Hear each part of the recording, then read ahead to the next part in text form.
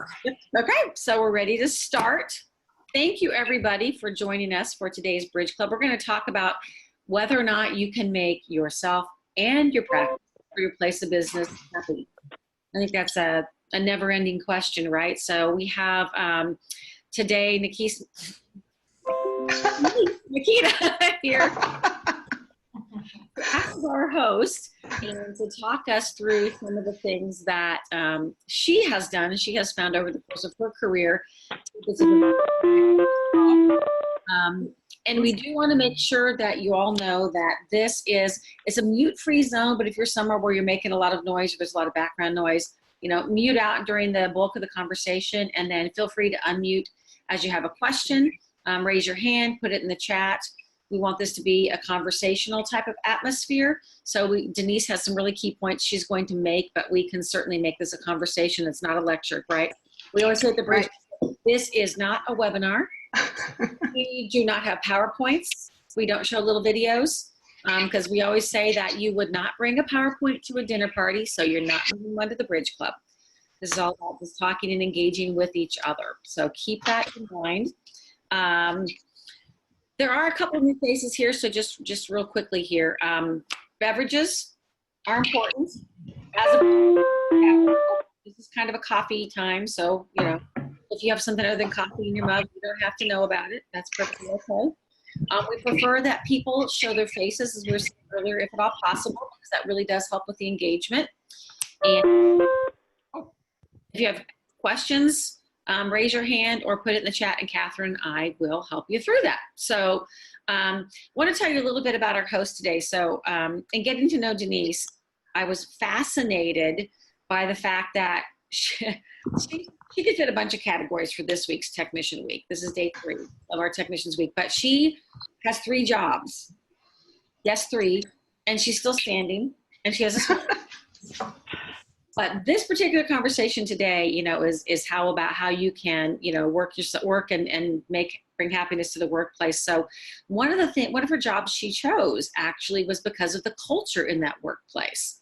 And, culture is a big topic right now and a big part of making ourselves happy instead of waiting for others to make us happy. So with that, I want to welcome Denise and let you take it away and start sharing all kinds of nuggets of knowledge with those of us who Wonderful. Well, thank you so much for having me. I appreciate it.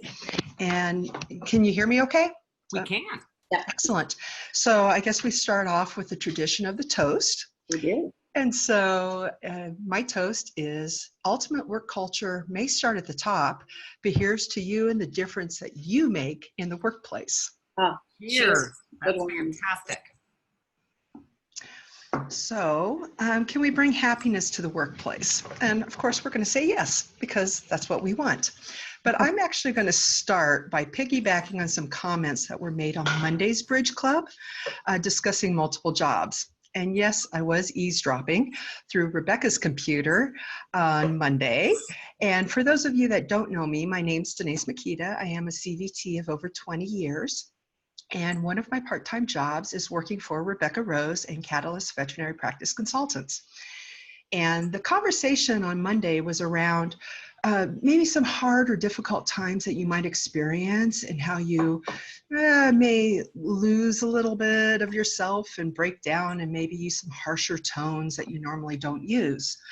And one point that was brought up by Kara Burns, hi Kara, I see you're on the line, is she had a great point that happened to her, but she knew the background, she knew the situation that was going on, so she didn't take it personally from that person who kind of was a little, maybe more rude than normal. And why did Kara know that? Well, it's because she already had an established relationship with that person. And the people that we work with, we have either professional relationships, or maybe it grows into a personal or more of a friendship type relationship. But either way, you establish those with the people you work with. And the stronger those relationships, the better your culture is going to be. Also, many people on Monday's chat do work more independently. Like she said, we do know a lot of each other on this chat. And so, but today we're going to discuss more of a traditional hospital setting, because it's just easier to talk about culture. So, but a show of hands, I'm just curious, how many people work well, those of you that have your cameras on, how many people work in a traditional like brick and mortar type building? So a couple of you. Excellent. Good. Well, we all know that veterinarian clinics already have a huge emotional component due to the work that we do. So we don't want to add to that by having a poor culture. We also know there's a lot of research out there that a good work day translates into a good home day. We're not going to go into that part, but you know, if you feel good at work, you're going to feel good at home. It just makes sense. And as that's been mentioned, I do have a few jobs. One is a part-time job with Rebecca, and another one, well, that one is more of a non-traditional job. I work from home. I do more computer work, things along those lines. And so last year when I was looking for another part-time job, instead of going to the want ads and looking for something that I was good at, I actually started looking for companies that had good culture representation. And I found one, and it's called Metric Theory, and they do digital marketing. And granted, it's not in the vet field, which made me sad. However, they are allowed to bring in personal dogs. So when I'm there, I'm actually surrounded by 2 or 3 dogs every day. And of course, I spoil them to death and they love me, but that's just me. And but Metric Theory has received both local and national recognition for best places to work. And so luckily they had a position that fit my skill set and I was able to get a job there. Now, culture can be driven from the top. Certainly at Metric Theory, the head people do recognize that. They see the value in providing snacks and providing a gym membership, and they do monthly lunches, and they support social activities financially. However, if you have a toxic environment, perks and pay aren't going to keep people there. So, well, what is culture? Let's back up a little bit and let's think about some things. Just throwing out there real fast, define some just single words or phrases that you think means culture. I'll open that up to if people have some ideas. The energy you feel. Energy, excellent. And when you said environment, Mm-hmm. the physical environment, space. Yeah. Diversity of bosses. The what on the bosses? What was that one? Approachability. Approachability, good one, yeah. Very smart. Camaraderie. Relationships, Good. the Excellent. relationships between coworkers. Yep, relationship, good. Yeah, so all of these add to it. It's attitudes, customs, beliefs, everything that's going along in the day-to-day. And some are written and some are not. Now, a lot of clinics may have good mission, vision, and value statements. We actually have an article that I'll send out in a bit in the comment section that you can read. We do a lot of blogging at Catalyst, so everything we talk about, we usually have a blog for it, so it makes it nice. But when I got to thinking about that, what makes Metric Theory so great is they have a really strong onboarding process and they don't micromanage. So once you're trained, they kind of let you go and do your thing. And to me, that's what makes the culture so good, is you're elevating the individual people as well to do their jobs. So how many people, again, show of hands, thinks that their culture is good right now? I mean, it can always be better, but do you have a good culture? Good. That's good. So, and we all know that you have to work at culture. It's not something that's going to happen on its own. And so one part of it is the attitude. And so how individuals are treated or how they show up, we all know that we get a choice on how we choose our own personal attitude and how we choose to show up and how we choose to communicate verbally or with body language with your coworkers and your clients. And, you know, this is not rocket science. We all know this. However, some days we have to be reminded because it can be difficult. How many people have worked with like a toxic person or a negative person who's just, it's.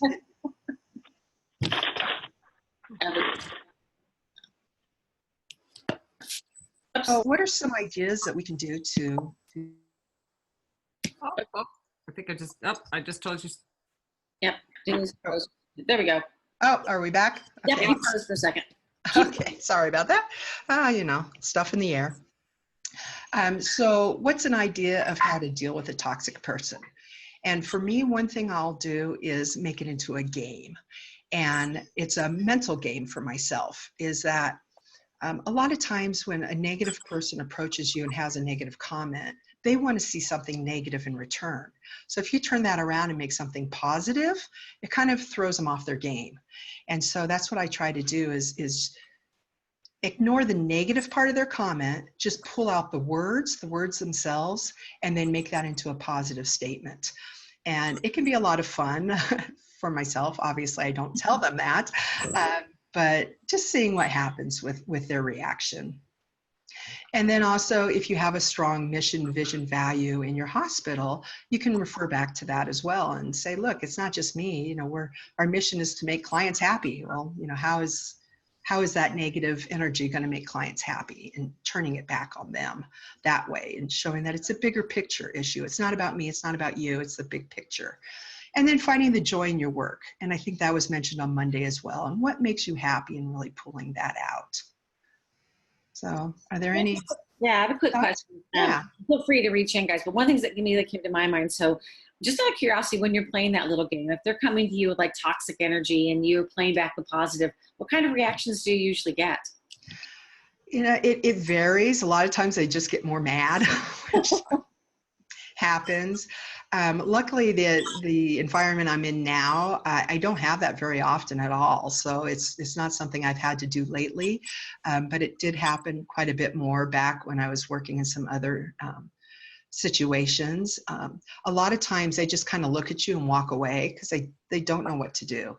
I like that reaction, right? You like throw them on their heels a little bit. So it's like, oh, I wondered if that happened. If people are just like, oh, okay, I don't know how to respond to that, because I was all ready to, you know, to fight or to come back with something negative again. Yeah. And the other thing too is if they're really truly just having a bad moment, that this is not a deep-seated personality issue, a lot of times it will flip them around and they're like, oh yeah, okay, I didn't see it that way, or you know, that's another good way to look at it. So that can help as well, kind of push them out of their funk maybe. Oh, Kara. Denise, you mentioned 2 of your jobs. What is the third one? Oh. So it's one I just started. It's with Animal Health Options. I'm sure some of you know about that company. And it's one I've had a relationship with them for over 20 years. And so I'm starting to have conversations with them about just doing a few things from home, some research projects, things along that lines, very flexible hours. So it's brand new. It's just starting. So I'm super excited for that. And all of my jobs kind of interact with each other. I pull information from different jobs and they really combine nicely. So it's been a lot of fun. I really like it. So I have a question with regards to when the culture is bad. And so we are responsible for our own selves, but I've been in situations where the culture is not very positive.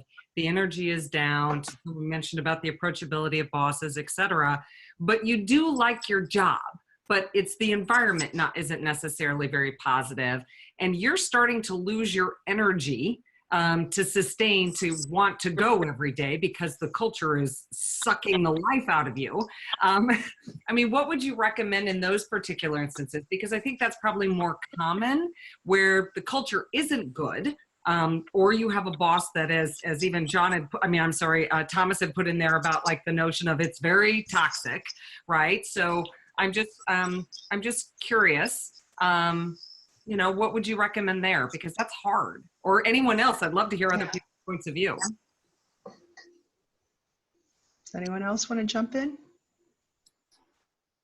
So one idea is actually my next point, and that's a good statement, is you have to decide. And if you truly like your job and you truly want to be there, then there is that toxic environment that you have to deal with. And the only person you can affect is yourself. And so what else can you do to help change that toxic environment? And one thing I thought about along those lines was not doing things to expect rewards. So if you're doing something and you're in a toxic environment, you're probably not going to get rewarded. They're not going to recognize what you're doing. And that has to be okay with you. And so how can you take that and flip it around? Because if you just react by being negative to everybody else, then you're just perpetuating the situation. And so one thought I had was basically the concept of paying it forward. So start rewarding other people. You're not getting rewarded, but that's okay. You start rewarding others. So if you see someone do something really good, let's say a kennel assistant helps a client out with a bag of dog food. Go up to that person and say, hey, I saw you did this. You helped Mrs. Smith out. Thank you so much. That really made the clinic look good. And I appreciate that you did that for her. And maybe by giving that little kudos to that person, you may not get anything in return directly, but indirectly, maybe that person now becomes nicer and will pay it forward to someone else. And you just have to start perpetuating that positivity. And does it take energy? Oh yeah, lots of it. So again, what do you find joy in why do you find joy in what you're doing right now? Grabbing that and hanging on to that. I actually think that's you hit on something I think is really important, because if we're in a toxic environment, and I think we all look for rewards, we may not call it that. Could be accolades, could be appreciation, but then when we don't get it, we get even more depressed and even more like, see, I mean nothing. See, this is horrible. But I love your point of just like accepting that's where that is for them, but not necessarily where it has to be for me. So I think that's a huge pivot. Of being able to say, okay, because we will also set our employer up for failure, won't we? Mm-hmm. I'm gonna work really hard on this and see, they did appreciate me. So I think that's really, really good. I would say, Julie, you had a question in here about the idea that when not all sides are listening, how do you get people to start to listen? When both sides are like closing their ears, how would you recommend we manage that? Oh, hey, I recommend she attend tomorrow's Bridge Club when we're going to talk about how to get your boss to listen. Had to throw that in there, girls. Just had to plug. Yeah.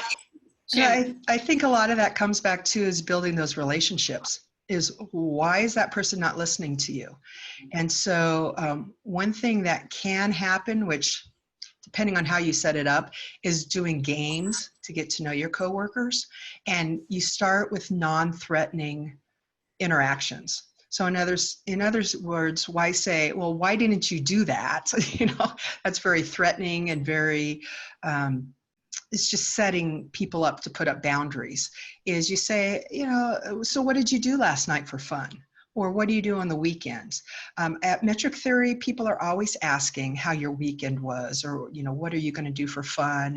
And it's more, and they mean it. They really want to know. And so you have to ask with sincerity. So finding out what's going on with that person. And again, maybe it's nothing personal. It's one example was, you just had a hurricane go through your backyard. It's kind of going to set you up to be in a bad mood. So you have to find out what's happening with that person and establish those relationships. And once you start to break down those barriers, then it's going to be easy to talk to them, and you're going to be more approachable as well. You make a really good point about that, Denise, because to the point of bullying, it seems that people who gang up and bully collectively will never bully individually. Right. And I think it's a lack of confidence, in their own anger, or knowing that they're not right in the way they're thinking things through, but then they find someone else to buddy up with, and suddenly they don't have to be the bad guy alone. So it's interesting. I've always found that if you get those people separated and have conversations, you can usually work things through. But if you try to tackle them as a gang, just, it's not even worth the energy. It becomes just a bigger fight, and you feel terrible and they feel stronger. Mm-hmm. My 2 cents here, in my experience anyway. All right. Any other questions on this? I know Denise has a couple of other really great tidbits for us as well to share. Oh, yeah, Rebecca. She jumped in with some ideas. And so my final point, though, is you know, there's a point where you have to just be your own person, and that can be very, very difficult, especially when you are trying to be friends with everyone and match with the groups. And one thing is creating your own path. And I always go back to Alice in Wonderland. If you see the Cheshire Cat, which is why I have the coffee mug that I do today, is if Alice is going down the path and she says, which path should I take? And he goes, well, where do you want to go? And she says, I don't really know. And he goes, then any old path will do. And so it's really important that you pick your path with intention. And that's about creating your own personal vision, mission, and values system that you're going to follow. And at what point, if somebody oversteps those bounds and wants you to do something outside of your vision or your mission, you have to make some difficult decisions. And by making a path for yourself, you can stay true to it and stay on it. And that will help you. Because if you feel yourself being pulled into that murk and that mud, you can just look at yourself and say, wait a minute, this is not the person I want to be. And, back up, and here's where I really want to go. The other thing is making nice goals for yourself. For example, a VTS. And that's just it's an easy example. It's not easy to do. Let me clarify that. I've never personally done it, but I know several people on here that have. And what about trying to make a goal like that and then asking people around you to help you and getting them to be involved in your professional path, because you set it up so that it's going to help the entire clinic. Because once you become a VTS, how are you going to give back to the clinic? Well, you have a lot of great ways to do so. And so by having other people help you, they also tie into that, and then they feel good about it. When you succeed, they succeed. And so basically you're elevating everybody in the practice and you're bringing them all along. And it's very important that you allow others to help you just as much as you're going to help other people. And I think sometimes in our profession, we have a problem with that, is, letting other people help us. And I'm sure those of you with VTSs can attest that you did not get there by yourself, that other people helped you get there. And now you're in turn able to help others. It's interesting, and just so much of what you're saying here, Denise, totally resonates with me personally, and I hope a lot of people here.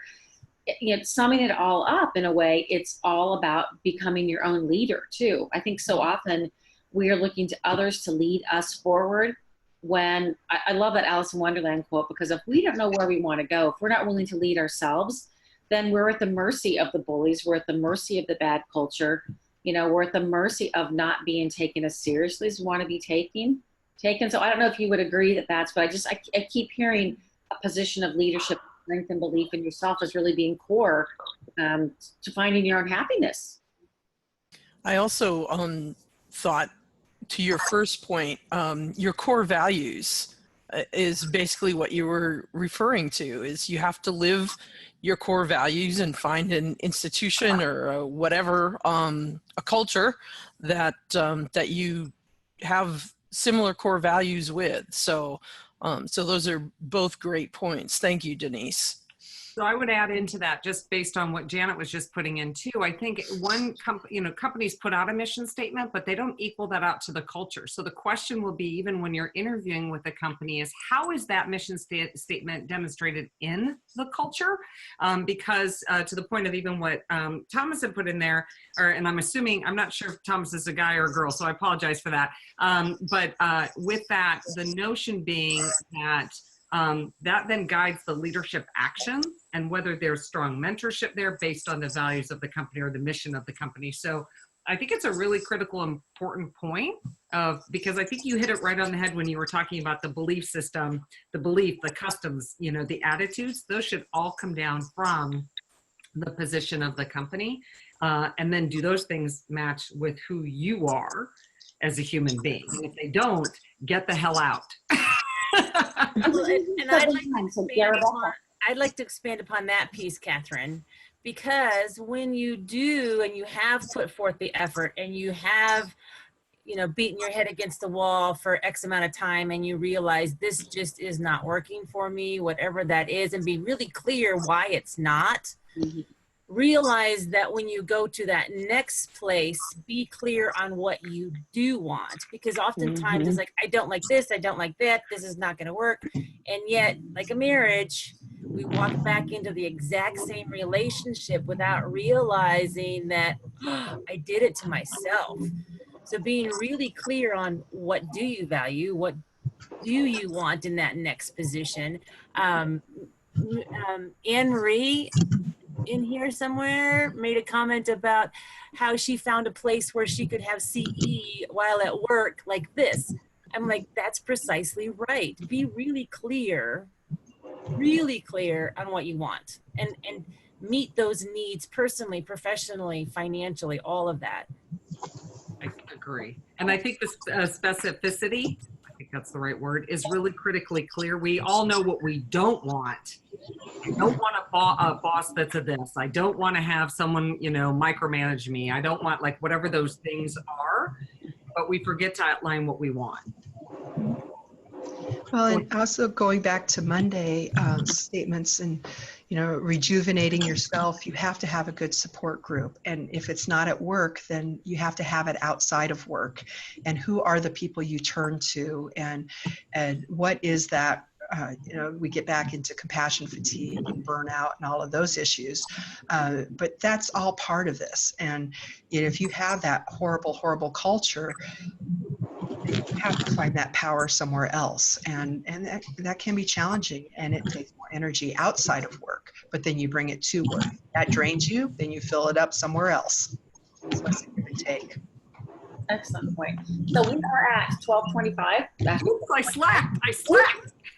Yeah, Catherine, you were so involved in the conversation. You forgot to remind us that we came to the end of the 25 minutes. So it's also with the Bridge Club that we allow people, not allow, but at the end of 25 minutes, we promise that we can get a good conversation in that short time period. So if anybody has to leave, you're welcome to do so now without, having people go like, why is she hanging up on us? But if you would like to stay and chat a little bit longer, I think there's a little bit more conversation to be had here. We can ask some more questions, share some more ideas. So we always do at the end of our 25 minutes what we call the after party. And so we invite people to stay around for another 10 or 15 minutes or so and continue the conversation. So if you must leave, we're so glad you came, and we hope you come back again. If you want to stay, let's just carry on. So more questions, more comments. Rebecca. Oh, she's muted. Wait, unmuted. There we go. Wait, I think we're battling on the unmute. Are you unmuting or am I unmuting you? I'm not touching her. I was actually saying bye to Janet. She was leaving. Like, bye, Janet. We need to like have a moment where everyone goes, say goodbye, and then like, an adios moment, and then dive in. Yeah. So, so Anne Marie just posted, I think, what's something interesting too in the chat here. It's also important, if you do change or look for a culture that works for you, find out what wasn't working. Right? It's the same thing asking what wasn't working where I was before. What do I want to have different the next time? And requesting those exit interviews, I think they're one of the most painful things ever when you're leaving a job, but you do learn so much about yourself and about, it confirms perceptions sometimes of what you felt wasn't working there that you yourself couldn't change or couldn't tolerate anymore. So I thought that was a really, really fantastic comment that I want to make sure everybody got a chance to see. And I would say, as an employer, offer the exit interviews, because you learn a great deal as a company of what's working, what isn't working. And some companies go through the process of having exit interviews just so that they said that they did them versus actually learning from them. And I do think that there are nuggets that can be strung through. It can also tell you the type of people that you'd like to continue to hire, or maybe things that you need to be looking out for in the future as well. But I do think that those are critically important. Yeah. So for those of you who are, on the phone and haven't spoken up yet, love to, are there questions? Is this helpful? What, where can we dig into to help answer? There's a reason you said yes to come to this session today. So I want to be sure that we are delivering the value that you anticipated when you signed up and showed up, which we really appreciate. So, put it in the chat, raise your hand, speak up. We answered every question. Kendra, there she goes. Kendra. So one of the big things that we're working on right now is culture, and we have a staff member who is very quiet, and she doesn't always participate when we do group things or participate in discussions. But she recently said she feels like she's being left out of the loop, and she feels like she's not getting a leadership position. But I don't know how to include her if she doesn't want to be included, if she doesn't want to talk or do things. I guess I just, without losing her as a technician, because she's a great technician, I don't know how to step up and help her. Denise, you want to dig in? Rebecca, you guys deal with this on a regular basis.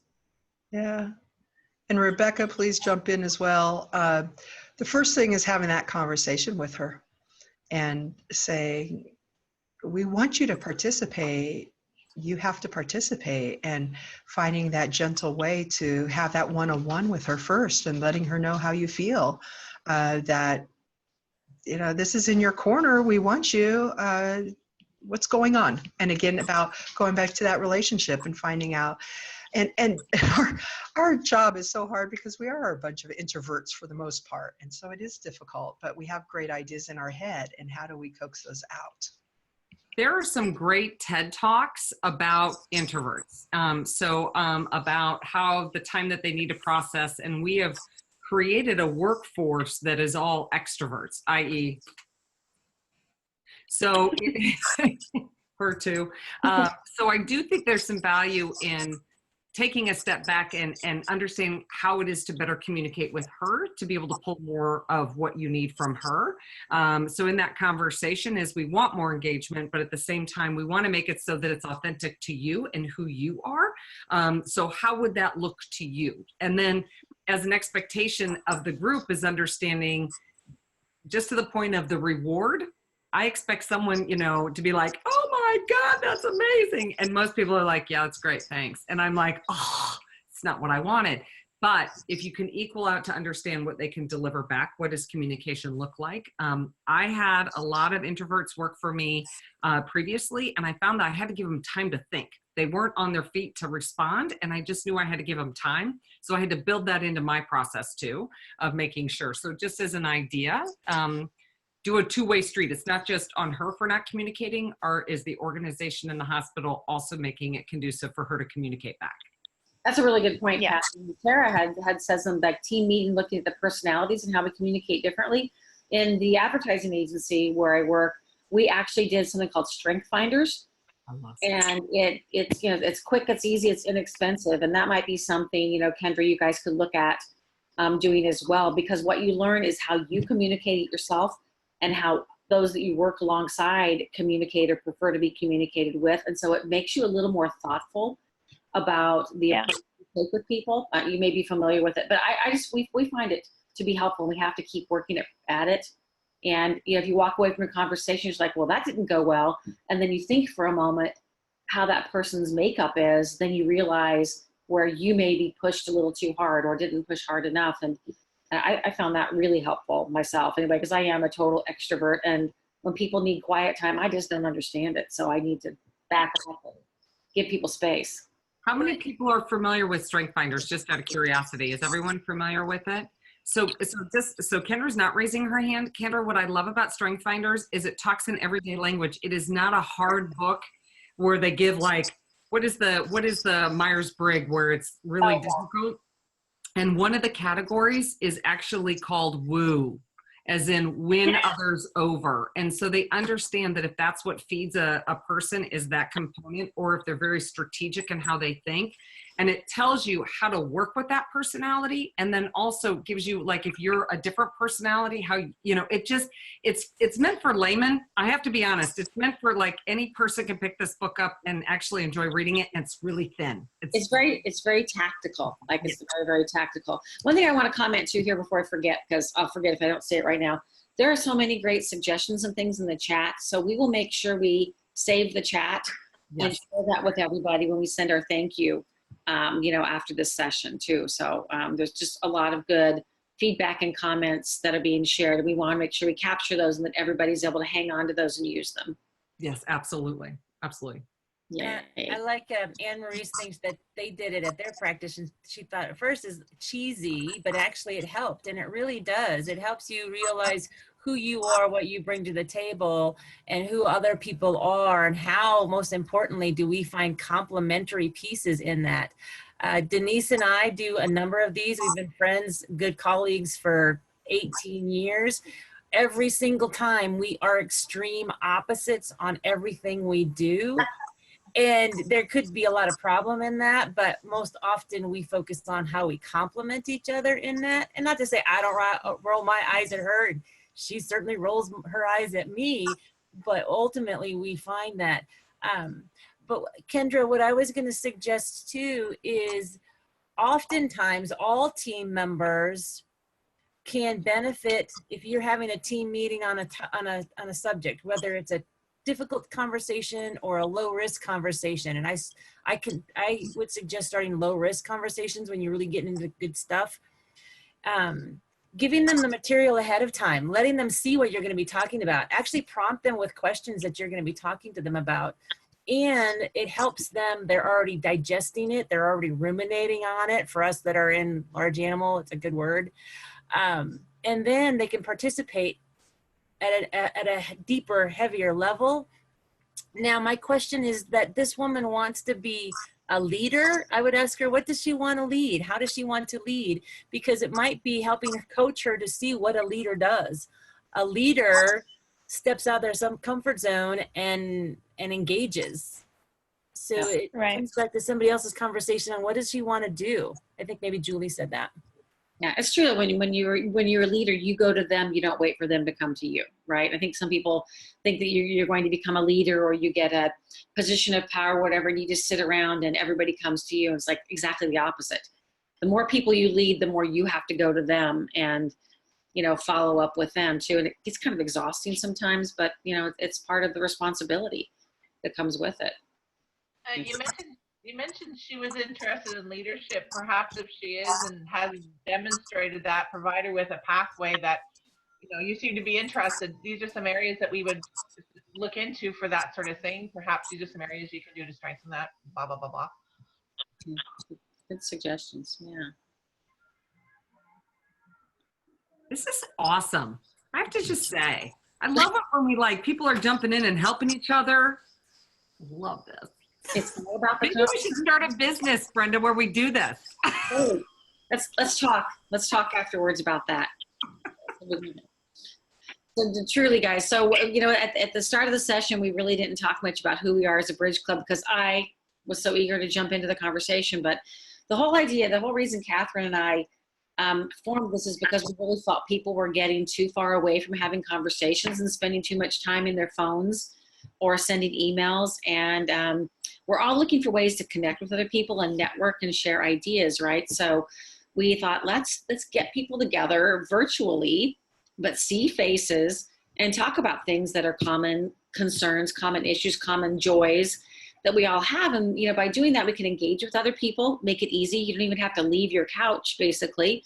We can learn from each other because we all have a lot of depth of experience. It doesn't matter how old you are, how many jobs you've had. We all have collected experiences that we can share with other people. And then when we engage with each other, we all grow too, right? Personally and professionally. And that was really important to us. So those are kind of like our 4 tenets: connect, engage, learn, and grow. And we hope that that's what we'll be bringing to people, via the Bridge Club. So if you haven't been here before, we really hope you've enjoyed this, and we'll come back again and help us continue to grow what we're doing here. Bring us ideas on what you'd like to hear more about. If you have a session yourself that you'd be interested in talking about, let us know that too. And for people who've come back again and again, we just from the bottom of our hearts can't thank you enough for finding value in something that we thought was valuable. So we really do appreciate it. Yes, thank you. So should we do parting shots and do final words? All right. So Denise, you get to have the parting shot as host. Excellent. So basically, it's about our attitude and moving forward with a positive intention and reaching down and finding that value in ourselves that we want to show to other people and creating that culture around us, because ultimately that's going to help us do our jobs better. And that's what we really want. So to that, again, I'd like to say thank you for all for being technicians. This is your week. You should be honored every day, but we are taking the opportunity to honor you this week. Thank you for all you do. Thank you, Denise and Rebecca and everyone who jumped in on the conversation today, and Kendra and everybody else. I think that's absolutely fantastic. Anne Marie is you as well. So everyone have a great rest of the day, and cheers. Cheers.